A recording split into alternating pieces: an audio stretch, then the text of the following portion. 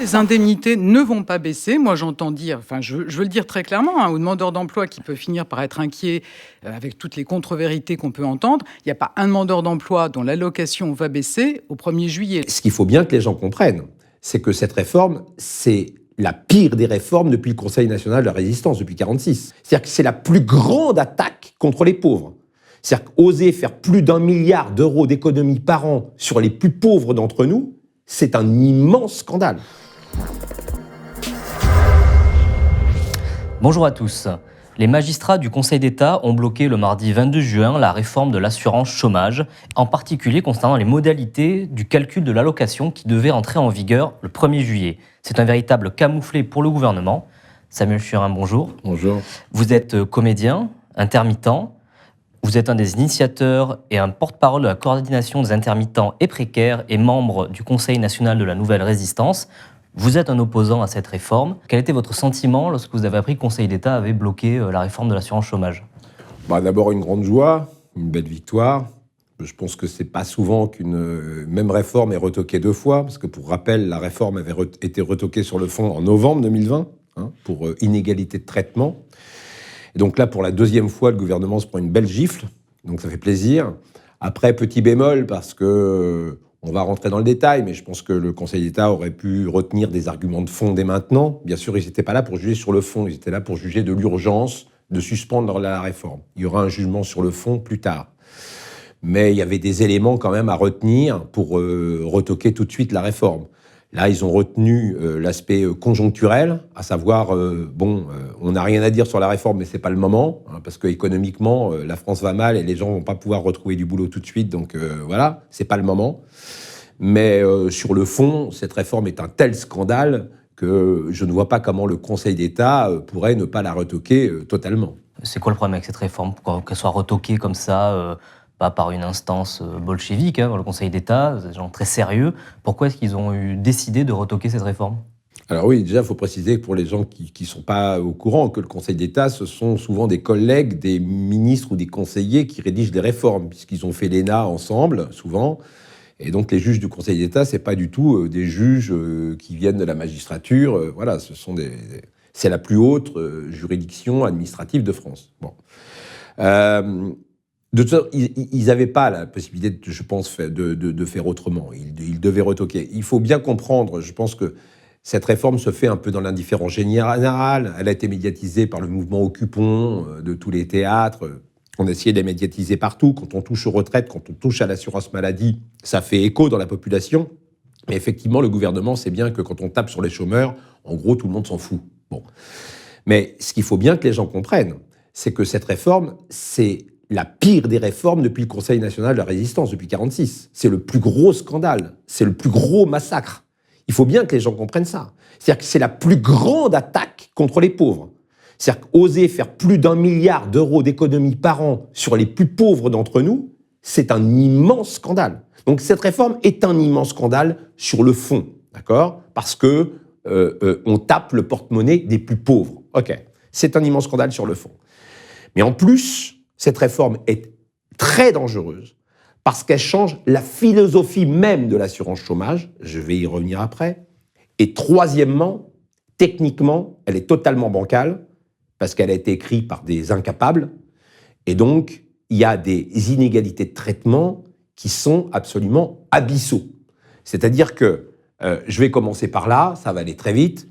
En novembre dernier, comme je disais, la réforme a été retoquée pour la première fois parce que le juge a constaté des inégalités de traitement entre les allocataires de 1 à 4. Ça veut dire quoi ? Ça veut dire qu'à travail égal, à salaire égal, au moment où on calcule vos droits, il y avait des écarts de 1 à 4.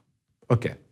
Là, Mathieu Grégoire, qui conseille Antoine Lyon-Camp, l'avocat, a démontré et a fait valider par l'UNEDIC qu'on trouvait des écarts de 1 à 47. Vous entendez bien ? De 1 à 47. C'est-à-dire que vous avez 2 personnes qui travaillent pour le même salaire, qui font exactement le même nombre d'heures et qui ensuite vont avoir des écarts d'indemnisation de 1 à 47 alors qu'ils continuent à travailler pour le même salaire et pour le même nombre d'heures. C'est absolument hallucinant. C'est la grande loterie. Pour les intermittents du spectacle qui m'écoutent, c'est comme si ont travaillé ensemble sur des projets différents, mais qu'on a un même volume d'heures, un même volume de montant salarial, et qu'ensuite, pendant notre indemnisation, on a des écarts de 1 à 47 parce qu'on va travailler au mois de janvier et pas au mois de février. Parce que, en fait, la loterie, elle vient de la temporalité. Suivant qu'on travaille, par exemple, du 1 au 30, un mois sur 2, ou du 15 au 15, un mois sur 2. Vous voyez, rien que le fait d'être à cheval entre 2 mois, eh bien, ça va faire chuter l'indemnisation. Bon. Et ça, évidemment, les salariés, ils y sont pour rien. Surtout quand on est intermittent de l'emploi. Parce que vous comprenez que les traiteurs qui les appellent pour travailler 3 jours, ils vont pas dire « Ah ben non, c'est pas ces 3 jours-là, parce que moi, ça va me faire chuter mon indemnisation, parce que ces 3 jours-là... » C'est n'importe quoi. Bon. Donc ça va être toqué tout de suite. Et puis, sur le fond, en dehors du fait de faire les poches aux plus pauvres, qui est quand même un immense scandale, je répète, plus d'1 milliard d'euros par an d'économies sur les plus pauvres. Enfin, c'est hallucinant. Bon. Et d'ailleurs, tout le monde est vent debout contre cette réforme.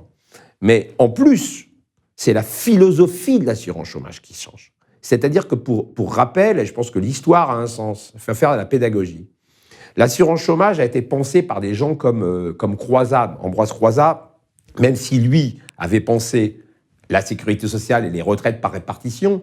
Mais ensuite, quand dans les années 60, on pense l'assurance chômage, on pense non pas comme une épargne, mais comme une assurance sociale. C'est extrêmement différent. C'est-à-dire qu'on le pense, dans l'esprit de Croizat, chacun cotise selon ses moyens et perçoit selon ses besoins. C'est-à-dire qu'on peut cotiser toute sa vie sans percevoir. Vous pouvez cotiser toute votre vie à l'assurance maladie. Si vous n'êtes pas malade, vous ne percevez rien. Puis à côté de ça, si vous êtes malade très jeune, par définition, vous avez très peu cotisé, mais vous allez être couvert par l'assurance maladie pour la maladie. Voilà. Donc, après 79, dans les années 80, 82, 83, on passe de cette philosophie de assurance sociale à une philosophie d'épargne. C'est-à-dire qu'avant 79, ce sont les gens qui sont le plus au chômage qui sont les mieux indemnisés. Et après, ce sont les gens qui travaillent le plus qui sont le mieux indemnisés. Là, on passe à la philosophie de l'épargne. C'est-à-dire que plus vous travaillez, plus vous engrangez, en fait, moins vous avez besoin d'assurance chômage, plus vous êtes indemnisé. Vous voyez, c'est l'épargne. On cotise pour soi. Bon. Donc déjà, là, il y avait un changement de philosophie. Un changement de philosophie qui est que, normalement, l'assurance chômage, la vertu de l'assurance chômage, c'est indemniser ceux qui sont au chômage. Bon. Donc là, avant la réforme, déjà, l'assurance chômage, c'est un scandale. Déjà, avant la réforme, il y a 6 chômeurs sur 10 qui ne sont pas indemnisés. Il y a plus de 6 millions de personnes inscrites à Pôle emploi, on est à plus de 10 millions de pauvres. Imaginez 6 malades sur 10 qui ne seraient pas couverts par la sécurité sociale. On en ferait un scandale. C'est ce qui se passe pour l'assurance chômage. Je parle avant la réforme. Oui, c'est la situation actuelle. La situation actuelle, avant la réforme. D'accord, ok, bon. Et là, on est passé de ça, et là maintenant, il pousse le bouchon encore plus. C'est-à-dire que là, Emmanuel Macron fait du Trump. Je le redis, Emmanuel Macron fait du Trump. À quel niveau ? À quel niveau ? Trump n'a pas réussi à péter l'Obamacare, ce que Obama a mis en termes de système de santé. D'accord ? Que voulait faire Trump ? Il voulait appliquer à l'Obamacare ce qu'on appelle l'experience rating, à savoir, si vous avez des risques d'être malade, plus vous êtes malade, plus vous payez. Un peu comme une assurance de voiture. Si vous avez eu des accidents, vous avez des malus, vous payez plus. D'accord ? Donc, ce qui est interdit en France pour la sécurité sociale, à savoir, vous avez été malade, demain, vous allez cotiser plus parce que vous êtes quelqu'un à risque, vous avez eu une maladie de longue durée, etc. Ça, c'est interdit pour la sécurité sociale. Ils le font en France pour l'assurance chômage. Voilà. Ce que Trump voulait faire aux États-Unis et n'a pas pu faire, en fait, dans son mandat, il n'a pas pu le faire, Macron fait de l'experience rating pour l'assurance chômage en France. Il le fait. À savoir, il dit, vous qui avez été plus au chômage, on va vous faire plus payer que quelqu'un qui n'est absolument pas au chômage. D'accord ? C'est-à-dire que là, avec la réforme, on n'indemnise plus les jours chômés. C'est un peu compliqué à comprendre, mais on indemnise la variation du chômage. C'est-à-dire qu'en fait, Au moment où on calcule vos droits, d'accord, si vous avez travaillé 1 jour sur 2, on va estimer qu'ensuite, vous serez indemnisé qu'à partir du 16 du mois. Parce que les 15 premiers jours, c'est ce que j'appelle l'experience rating, c'est les jours où vous êtes pénalisé. Le fameux malus dont je parle. C'est comme si, pour que ce soit extrêmement clair, au niveau de l'assurance maladie, imaginez, vous avez été 6 mois malade d'un cancer l'année d'avant, d'accord, et on vous disait l'année d'après, eh bien les 6 premiers mois, ils sont pour vous. On ne les couvre pas. On commence à vous couvrir à partir du 7e mois. Les 6 premiers mois-là, on ne vous couvre pas parce que là, vous avez un malus de 6 mois.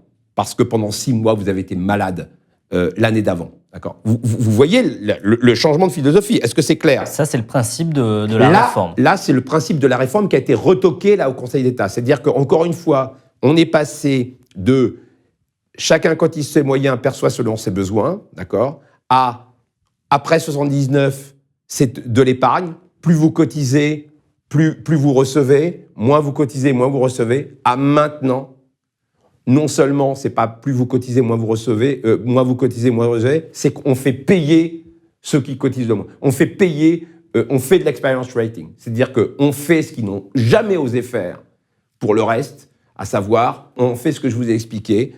Vous êtes malade 6 mois. Eh bien, l'année d'après, les 6 premiers mois, vous n'êtes pas couvert par la sécurité sociale. Eh bien, on fait ça pour l'assurance chômage. C'est un immense scandale. Immense scandale, mais aussi par le fait que, encore une fois, techniquement, c'est mal foutu. C'est-à-dire que c'est inacceptable d'imaginer d'avoir des inégalités de traitement de 1 à 47 par rapport à des gens qui travaillent pour le même salaire et qui déclarent le même nombre d'heures. Hein. Et ça vient de qui? Ça vient de Marc Ferracci, qui était conseiller à Muriel Pénicaud. Hein. On se souvient que Muriel Pénicaud, quand elle a annoncé cette réforme, oui, elle a eu un lapsus. Elle a fait un fameux lapsus. C'est une réforme résolument tournée vers le travail, vers l'emploi, contre le chômage et pour la précarité. Et contre la précarité, pardon. Contre la précarité, ok. Et donc, Marc Ferracci était conseiller de Pénicaud, avec Antoine Fouché, qui était son directeur de cabinet et en même temps ex-chef de file du MEDEF pour l'assurance chômage, donc il en connaissait quelque chose. Donc ils ont rédigé un truc, surtout Ferracci, extrêmement mal foutu. Alors là, c'était retoqué, parce qu'effectivement, on lui a dit « ta copie, elle est nulle, Ferracci, tu y arrives pas là, tu y arrives pas ». Bon. Alors Ferracci, il a eu un petit transfert, lui, parce que quand Borne est arrivé, oui, elle l'a écarté. Bon, et donc c'est Castex à Matignon qui l'a récupéré. Bon. Et là, quand la copie a été retoquée, on a redonné au même. En général, en sport, on reconduit pas une équipe qui perd. Hein. Oui. Voilà, en général. Bon. Et là, on a redonné au même gars, Ferracci, on lui a dit, bah écoute, tu vas corriger ta copie pourrie, là, machin. Donc il a corrigé, et là, on était des écarts de 1 à 4, et là, on passe d'écarts de 1 à 47. OK. Donc il a corrigé, et puis il a persévéré, et bon, voilà, dernièrement, j'ai écrit un papier sur Politis où je dis je n'ose imaginer qu'on a donné ça à Marc Ferracci parce qu'il était le témoin de mariage d'Emmanuel Macron et que Emmanuel Macron, lui, à son tour, a été son témoin de mariage. Bon, ceci explique peut-être cela. Ça fait du mauvais esprit. Voilà. C'est du mauvais esprit, c'est pas mon genre. Quand on lit la motivation de la décision du Conseil d'État, ce qu'ils expliquent, c'est que, ce qu'on vient d'expliquer avec vous, c'est que le mode de calcul des allocations va pénaliser, mais c'est voulu, va pénaliser les chômeurs. Et à côté, la réforme nous explique qu'il va y avoir un système aussi de bonus-malus pour les entreprises pour lutter contre le recours aux contrats courts. En fait, ce que dit le Conseil d'État, c'est que, notamment avec la situation sanitaire, en septembre, on ne sait pas si il y aura une nouvelle vague, on ne sait pas dans quel état sera l'économie française. Rien ne dit que les entreprises pourront proposer des contrats longs aux gens qui, de l'autre côté, se feront matraquer par les nouvelles règles de calcul.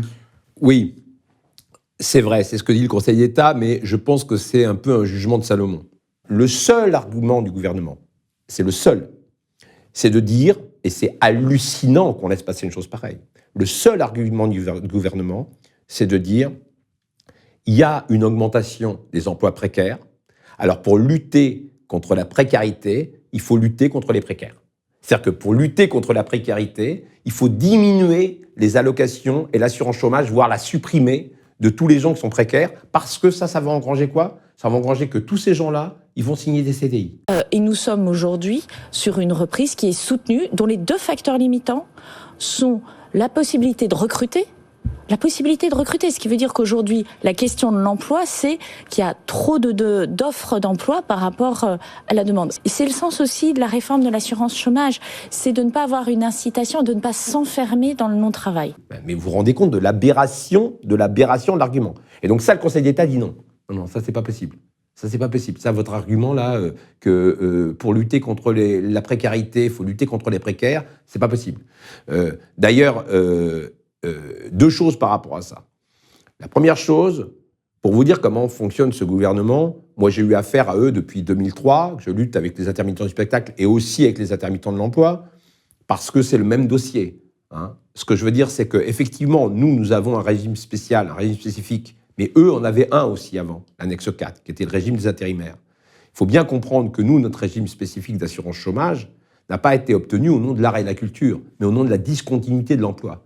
Eux sont des contrats courts comme nous. Ils sont en contrat déterminé dit d'usage. Et ils travaillent aussi de manière discontinue.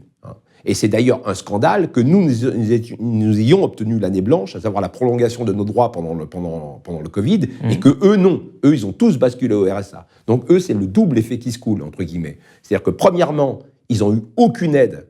C'était les grands oubliés des mesures d'urgence, parce qu'ils n'ont pas de chômage partiel, ils n'ont pas d'emploi, ils ont tous basculé au RSA. Je parle des intermittents de l'emploi, c'est qui? C'est les extras de l'hôtellerie, de la restauration, de l'événementiel, c'est les guides conférenciers, etc., etc. Nous, on est 100 000 personnes, 120 000, on est l'arbre qui cache la forêt. Eux, ils sont plus d'1 million.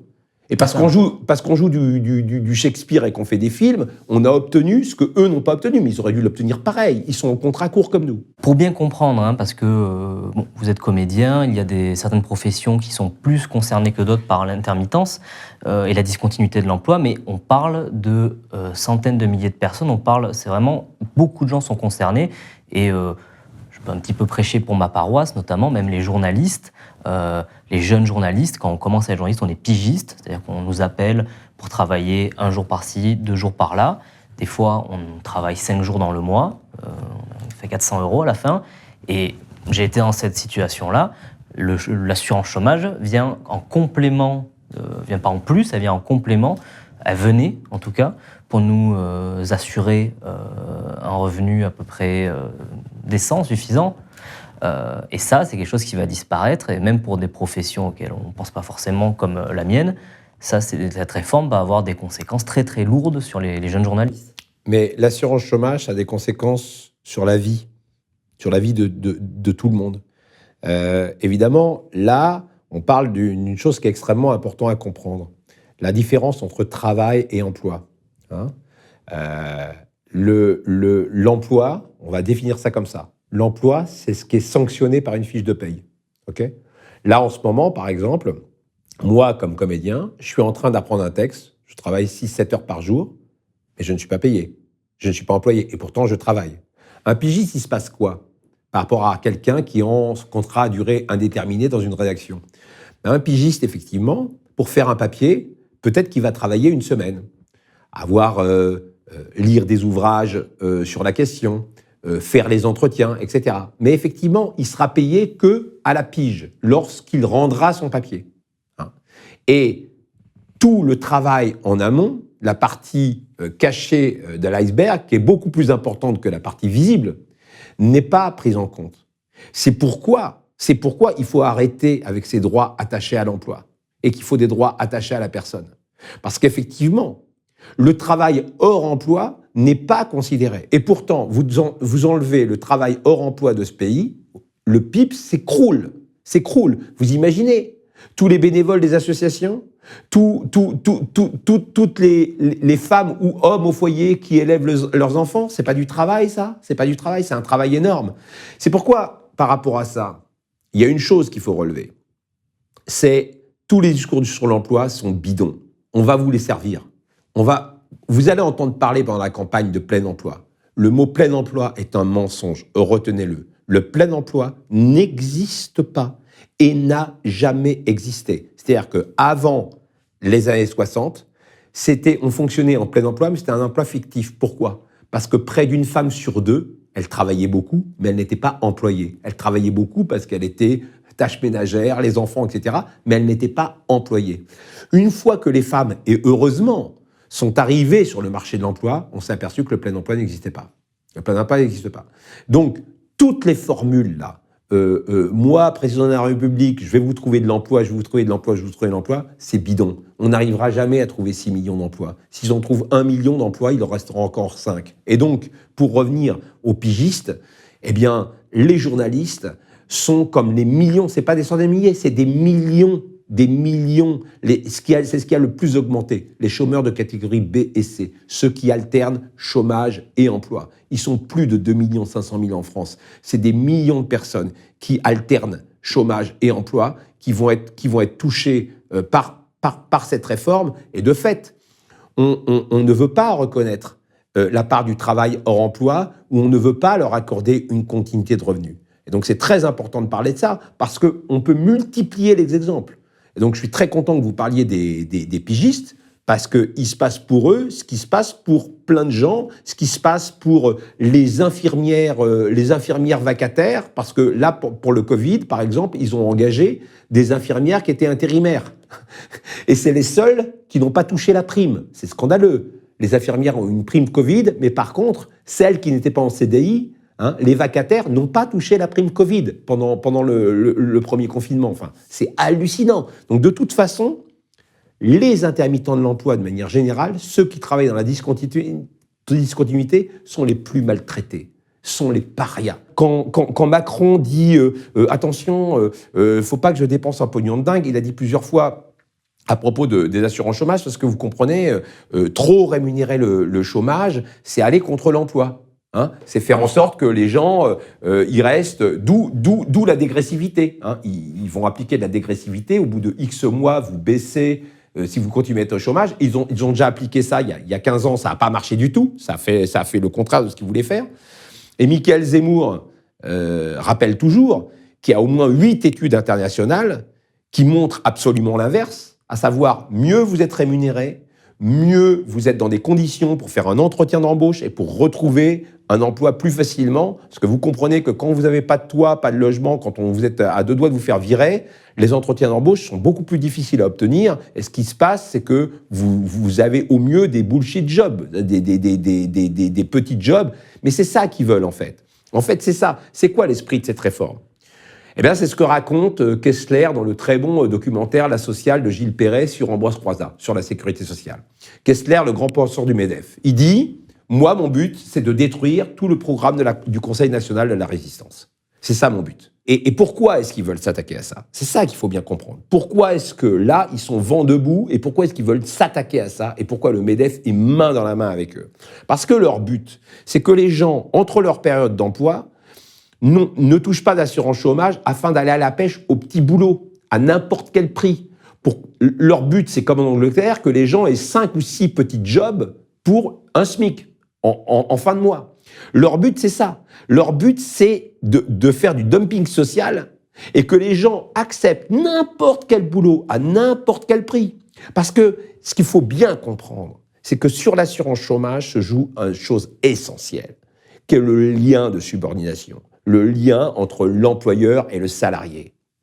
Et à chaque fois qu'on touche l'assurance chômage des précaires, on touche aussi à la vie en emploi des gens qui sont en emploi stable. Pourquoi ? Parce que celui qui est en emploi stable, avec une assurance chômage qui n'existe pas, l'employeur lui dit « si t'es pas content, tu te barres et il y en a 300 qui veulent ta place ». Donc même celui qui est en emploi stable, parce qu'il n'aura pas de plan B au niveau des aides sociales, au niveau de la sécurité sociale, qui est l'assurance chômage, qui pourrait être l'assurance chômage si elle était bien foutue, eh bien lui, il va pas avoir la possibilité de dire non.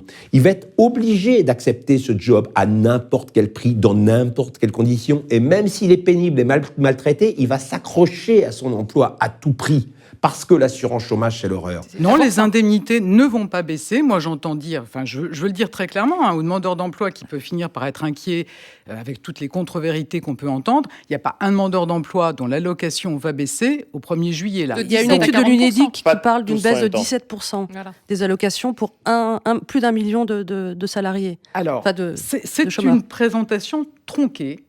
Imaginez un monde où l'assurance chômage soit inconditionnelle. où on pense comme Croizat des droits attachés à la personne strictement détachés de l'emploi. À savoir, vous voulez quitter votre job, vous avez une rémunération, vous avez une continuité de revenus, comme l'ont les intermittents du spectacle. Entre les emplois, continuité de revenus, quoi qu'il arrive, continuité de revenus inconditionnelle. Eh bien là, les gens auront la possibilité de dire non. Et là, ça changera le rapport entre l'employeur et le salarié. Et c'est évidemment là où il faut aller. Il faut aller vers des droits attachés à la personne. Il faut bien comprendre que sur l'assurance chômage se joue bien plus que l'histoire de rémunérer ou pas des précaires. Se joue une philosophie même de l'emploi. Et je regrette que ce sujet ne soit pas au cœur de la table. Et je vais même aller plus loin. Je regrette que même ce ne soit pas dans les préoccupations écologiques. Car, je le dis, je peux le démontrer, il n'y aura jamais de transition ou même de révolution écologique sans droit attaché à la personne. Qu'est-ce qui se passe? On le voit partout. Quand vous avez une usine polluante, en gros, vous avez l'éternel affrontement entre les rouges communistes, c'est voilà, et les verts. Parce qu'il y a les verts qui vont vous dire, à juste titre, attendez, pour l'environnement, cette usine, il faut qu'elle ferme. Et les autres qui vont vous dire, attendez, si elle ferme, c'est un plan social de 150 personnes. Et donc, on ne peut pas se permettre de mettre 150 personnes au chômage, vu l'état de l'assurance chômage. Le jour où ces 150 personnes ont une continuité de revenus, quoi qu'il arrive, d'accord ? Eh bien, il y aura beaucoup moins de problèmes pour fermer l'usine. Parce que cet argument-là du plan social qui va faire des pauvres supplémentaires, il tombe à l'eau. Donc, sans droit attaché à la personne, je le dis, une révolution écologique n'est pas possible. Parce qu'il y aura toujours, au nom de l'emploi, à la limite, au nom de l'emploi, on aurait pu aussi garder Fessenheim, la centrale nucléaire, au nom de l'emploi. Il se trouve qu'avant, comme ça concerne, comme ça a duré des années, ils ont réussi à les recaser. Mais on pourrait dire, ah ben non, on ne ferme pas cette centrale, parce qu'au nom de l'emploi, ça va faire un plan social pas possible. Et donc, il n'y aura pas d'écologie sans véritables nouveaux droits sociaux. Et ça, c'est extrêmement important. Et pour ça, il faut reprendre le travail de Croizat, qui a eu le génie d'inventer la sécurité sociale, les retraites par répartition, de prononcer cette phrase, je la répète, chacun cotise selon ses moyens et perçoit selon ses besoins, et surtout d'inventer des droits attachés à la personne, détachés de l'emploi. Il faut bien comprendre que si on appliquait l'assurance chômage à la sécurité sociale, ce serait une catastrophe. Là, tous les SDF ont pu être soignés du Covid, même sans emploi, parce qu'ils ont un droit attaché à la personne, celui d'être soigné gratuitement par l'hôpital public. Ils ont pu être en réanimation et être soignés. Si on attache uniquement les droits à l'emploi, alors qu'est-ce qu'on fait des 10 millions de pauvres, des 6 millions de chômeurs et des 10 millions de pauvres? Eh bien, eux, ce sont des condamnés sociaux. C'est pourquoi il faut absolument se battre pour de nouveaux droits, que ce soit le salaire inconditionnel de Bernard Friot, que ce soit la proposition d'assurance chômage inconditionnel de la coordination des intermittents et précaires. Voilà. Et c'est pourquoi, d'ailleurs, par rapport à ça, je me suis inscrit, et quand Denis Robert m'a proposé de participer au Conseil national de la Nouvelle Résistance, moi, je me suis dit, oui, là, il y a quelque chose à faire pour réunir les gilets jaunes, les verts et les rouges, et pas rester comme ça dans nos revendications. Et il y a des revendications communes à trouver pour plus qu'il y ait de mésententes sur des points comme ça. Écoutez, j'allais vous demander qu'est-ce qu'on pouvait faire à la place de cette réforme. Je pense que vous avez répondu. Là, on va un peu parler du futur, parce que l'exécutif n'a pas l'air d'avoir décidé d'en rester là. Ils vont revenir à la charge rapidement. Ça devait entrer en vigueur le 1er juillet. C'est repoussé visiblement jusqu'au 30 septembre. Donc le combat continue? Alors, oui, c'est plus que ça. Non seulement le combat continue, mais là, c'est le nouveau scandale. J'emploie beaucoup le mot scandale, mais les gens ne se rendent pas compte. C'est-à-dire que la réforme a déjà été retoquée une fois en novembre. Là, elle est suspendue. 2 jours après, le gouvernement ose faire l'affront de dire non, on va l'appliquer quand même au 1er octobre. Un gouvernement qui s'assoit sur une décision du Conseil d'État, ça devrait faire, mais je sais pas, ça devrait faire la une des journaux. C'est pas parce que je suis plongé dans le dossier H24, c'est que là, c'est un truc qui est quand même incroyable. C'est un immense scandale. Mais de toute façon, là, ils ne pourront pas le faire. En vérité, comme il s'est fait retoquer sur les retraites, enfin, pas par le Conseil d'État, mais la conjoncture a fait que les retraites, il n'y avait pas à la faire, il s'accroche à l'histoire d'assurance chômage pour l'histoire du bilan. Parce que sinon, les journalistes lui diront vous aviez promis les retraites, vous n'avez pas fait, vous promis l'assurance chômage, vous n'avez pas fait. En fait, il y a plein de trucs que... Ça doit être la mesure emblématique. Voilà, c'est ça. Et donc là, ils veulent quand même la faire passer.